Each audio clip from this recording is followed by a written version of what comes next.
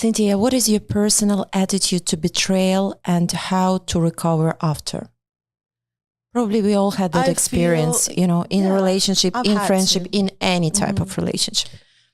I believe like people fall victim of their circumstances and they feel that they need to go into survival mode to do whatever they can to. So I look at it nowadays, and I think I've had always this, to not hold on to grudges with compassion. This is a person with pain. Of course, it hurts me, makes me upset, and makes me angry. Like sometimes, when these things are directed to me or a family member, but then I fall into my compassion. I trust it and say, you know what? If I see this person that is a bad person, like it doesn't serve me to keep this anger within myself.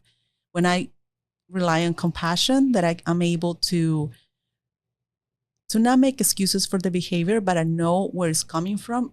It's not related to me. I'm able to separate myself from it.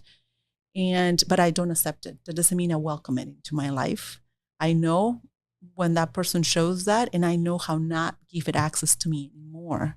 But that doesn't mean I hold to grudges and I'm like bad mouthing or anything like that, because that hurts me more than it hurts that person. I think being competitive, it's quite immense energy. And do you see that so many girls now have that competitive spirit? They are just dying to be with that guy. They take it as a goal and they don't care. They just move straight forward. How do you treat those women? And what do you think the basic energy that rule them? From speaking to all the men, when they come with the cases of the woman they're dating, a lot of us come from things that we need to be self-aware of, our past, our traumas, our triggers, all of that. Otherwise, we feel like there's women that feel like that competitiveness is going to get the guy to look at them and like that type of thing I think you're referring to. But it comes from like, how's your self-esteem? Like, do you need the validation to get a woman like someone else's man in order to feel good about yourself? How is that going to make, like, I feel like there's a lot of lack of self-esteem.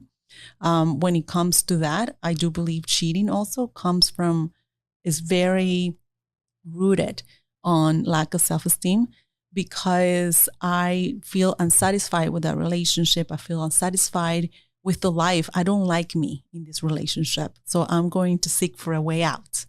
And that becomes kind of like the answer for a lot of women too. Anybody, woman or man, they're seeking to take somebody else's man's or woman is seeking to be unloved because he's taken, she's taken. Already the answer. You mentioned cheating. And what about jealousy and provocation of that, when you understand that your partner consciously, unconsciously provokes you, brings you to jealousy?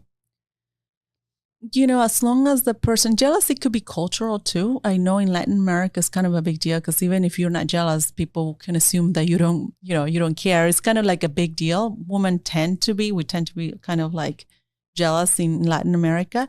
But I do believe also it's not about, men are always going to kind of come up to you. Women are always going to come up with like, it's how you set your boundaries and make your relationship be respected. What matters, not being approached, because you're going to be approached all the time. The partner is going to be approached. It's how you handle those approaches to always think, how can I make my relationship be respected at this time? Do you believe in parallel relationship? I mean, when, for example, I say it as a joke, you're on the market, you have an open heart, you're not taken, as you said, yes. And you're just going for a few dates, trying to understand how much you better. Or you believe in love from the first sight, when you really understand that's a person for me, and I quit communication with all other potential partners. So, and I can see you mentioned that before. That's age 2 years old and 6 years old. It was some kind of strict childhood. Tell me, please, more about your parents, how you were raised up, what is important for you, what kind of values did you get from there?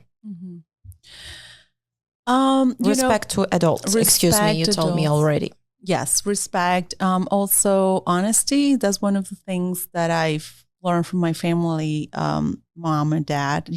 we were always honest with everything, with people around us. We never,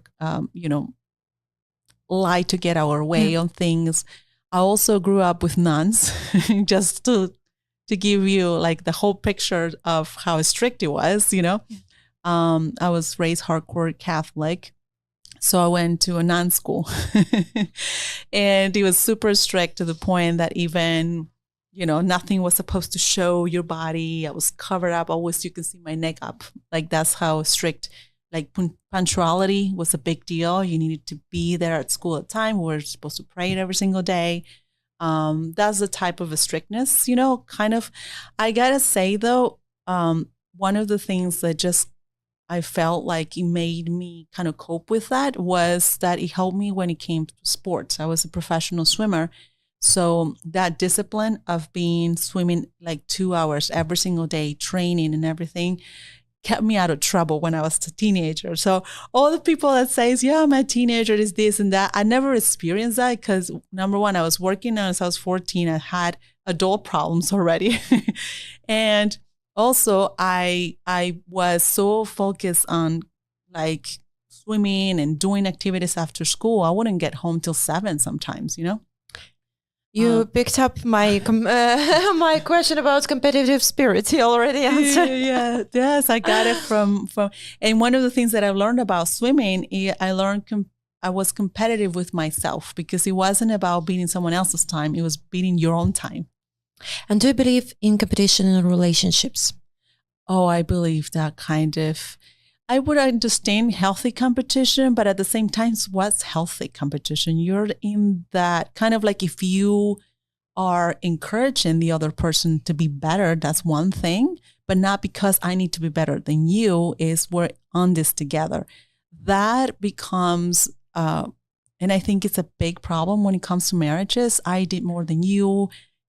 Like sometimes one feels like is carrying the burden more than the other. And that's what becomes an issue. We start resenting the other person for not helping or not being there the way you want them to be. So I believe that as long as there's always going to be disagreements, and one of the keys to healthy relationship is learning how to have those disagreements. Because at the end of the day, the solution is benefiting both of you, not just one or the other. Is for you, because now you're a team.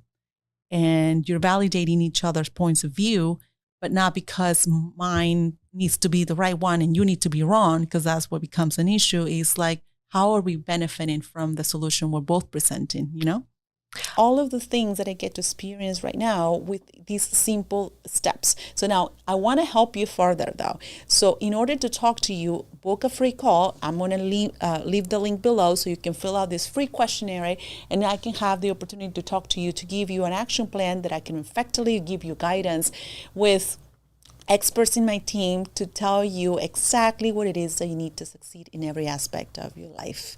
Thank you for watching and staying till the end. Implement this right away and tell me in the comments later on how this is working out for you. Much love to you. And remember, I'm always sending blessings your way.